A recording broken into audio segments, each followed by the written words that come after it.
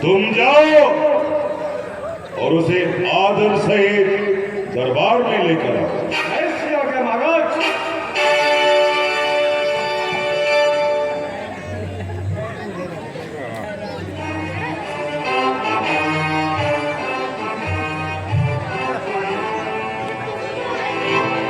जय श्री राम। क्या किष्किंधा राज्य की तरफ से तुम ही आए हो? कहो, क्या संदेश लाए हो?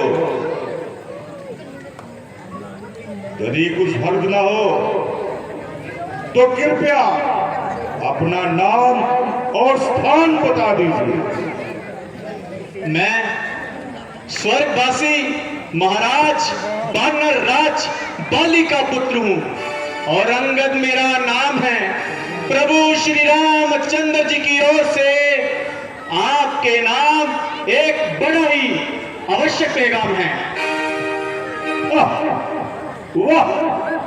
वाह, मेरे मित्र बाली के पुत्र, कहिए, आपके मिजाज तो अच्छे हैं।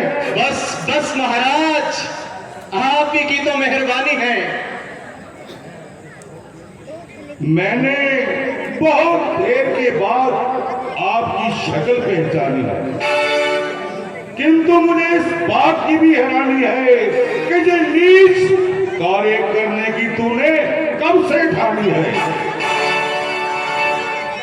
महाराज, आप मुझे कुछ भी कह लें, मैं नीच अथवा पतित आपके कहने का कब बुरा मान रहा हूं, बल्कि आपकी इन्हीं सब बातों को सहन करता हुआ आपको समझाना अपना परम कर्तव्य मानता हूं, क्योंकि आपके और पिताजी के न केवल गहरे संबंध थे बल्कि एक दूसरे के मेहरबान भी रह चुके हैं। इसी अगंध प्रेम के कारण ही तो मुझे आपके साथ इतनी हमदर्दी है।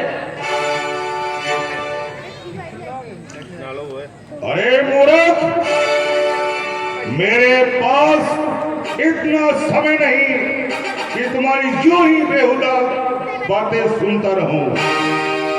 कुछ अपना अभिप्राय बयान करते हो तो यूं ही बातों में खींचातान करते हो।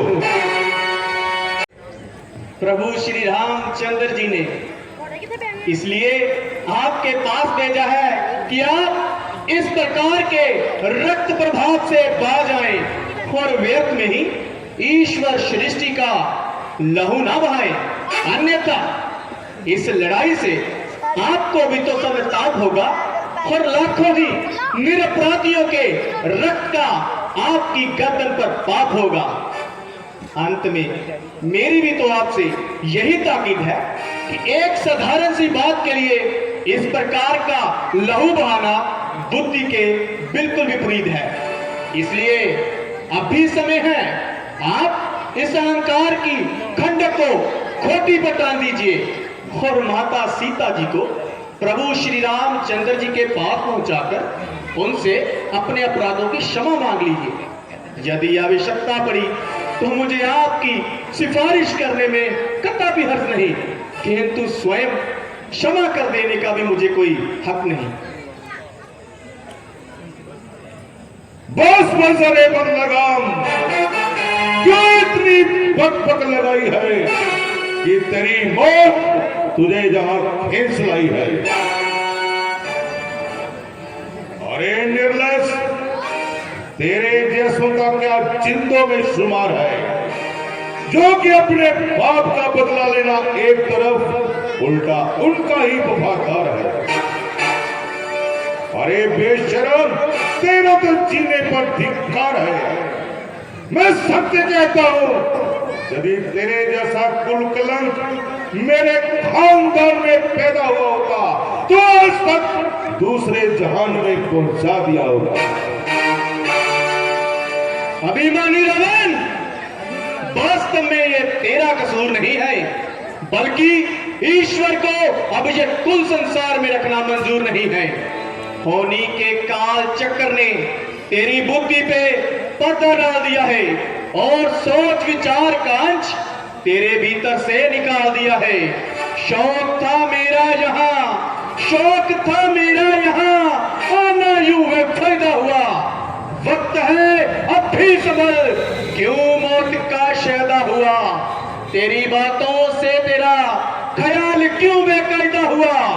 क्या भविष्य आपके कुल में नहीं पैदा हुआ। आप अपनी सोचिए, आप अपनी सोचिए, क्या फिक्र मेरे बाप की, होने वाली है वही हालत हजरत आपकी। नहीं शक्ति थी तुझमें, नहीं शक्ति थी तुझमें, तो मेरे पास चला आता, तेरे बाप का बदला मैं उसी क्षण लेकर दिखलाता। ये पीछे से फिक्र करना, ये पीछे से फिक्र करना, मुझे बदला दिलाने की कोई तजवीज कर पहले, तू जान अपनी बचाने की। अकल की बात करे शोकरे, अकल की बात करे शोकरे, ये तेरी क्या हिमाकत है। मुझसे युद्ध करने की भला उनमें क्या ताकत है। ना कर इतना तकब्बुर, ना कर इतना तकब्बुर, वह जहान एक रोज पानी है, तेरे से अल्लाह हो गुजरे ना बाकी निशानी है।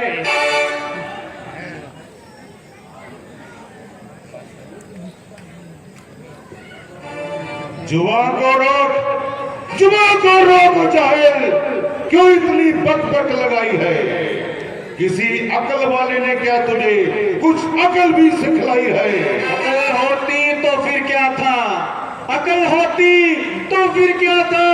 अकल का ही तो रोना है, बदौलत इसी अकल के राख इस लंका का भी होना है।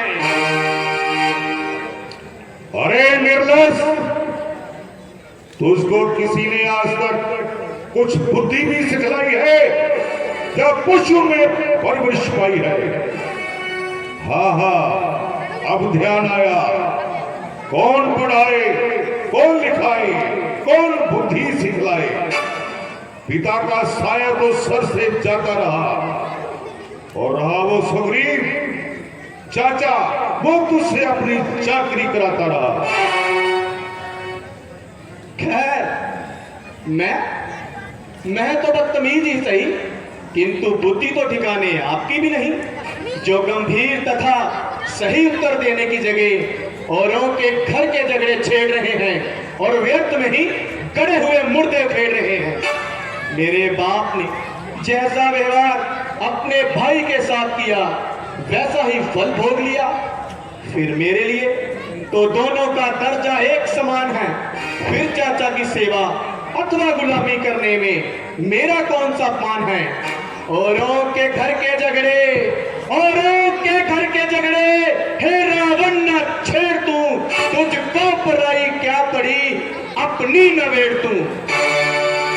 मुझे तो आपका भी व्यर्थ होता दिखाई दे रहा है। निस्संदेह काल तो आपके सिर पर मंडराता हुआ दिखाई दे रहा है। जिस समय प्रभु श्री रामचंद्र जी के बाण लंका पर बरसेंगे, तो आप एक सांस को तरसेंगे। क्यों बुद्धि मारी गई है, कुछ समझकर बात कीजिए और इस हट को अब भी त्याग दीजिए। तू शरारत से बाज नहीं आएगा। अफसोस, सद अफसोस, मैंने इस प्रकार अपना सिर कपाया, किंतु आपकी समझ में कुछ भी ना आया। जो जो काल निकट आ रहा है, तो तुम्हारी आंखों के आगे अंधेरा छा रहा है। जिन्हें तू आज इतनी गुनाही बदलो नजरों से देख रहा है, जब उनसे हाथ मिलाएगा तो उनकी शक्ति का अंदाजा तुझे खुद न खुद हो जाएगा।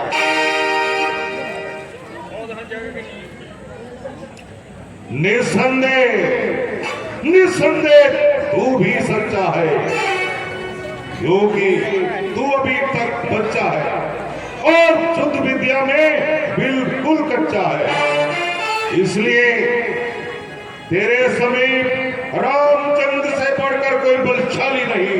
किंतु याद रख, सारी सृष्टि तेरे जैसी कपूत नहीं हो सकती। मैं रावण हूं, रावण, जो अग्नि को भस्म कर सकता है और मौत को अपने वश में कर सकता है।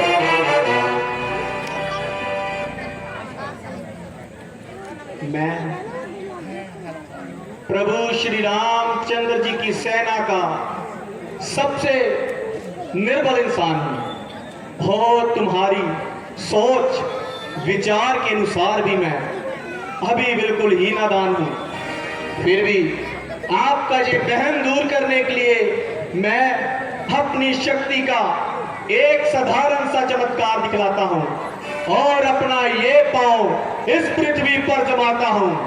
तेरे शूर वीरों में से जो सबसे अधिक बलवान हो और जिस पर तेरा पूरा इत्मीनान हो, वे आए और मेरा ये पांव पृथ्वी से उठाए। हमारी तुम्हारी जीत और हार का भी इसी पर दरोमदार है। यदि तेरे किसी योद्धा ने मेरा ये पांव पृथ्वी से उठा दिया तो तुम्हारी जीत और हमारी हार है, अन्यथा इसकी विरोध अवस्था में